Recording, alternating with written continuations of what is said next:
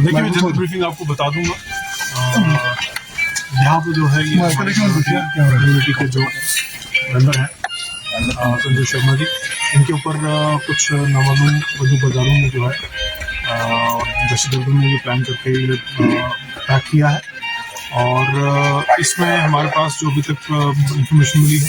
उसको हम सिफ्ट कर रहे हैं, और जो टेररिस्ट इसमें इन्वॉल्व हैं उनको हम ट्रैक डाउन कर लेंगे जल्दी और उनको न्यूट्रलाइज कर देंगे। जितने भी इंसिडेंट्स हुए हैं उसमें हमारी कड़ी तफ्तीश जो है वो चल रही है, और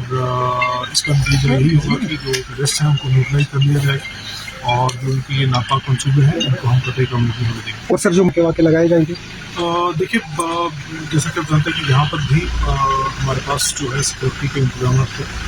और ये किस सर्कमस्टेंसेस में और किस हिसाब से हुआ वो इन्वेस्टिगेशन का पार्ट है, और इन्वेस्टिगेशन जैसे ही सामने आती है अवेलेबल होती है उसी के हिसाब से हम जो है जमा करते हैं।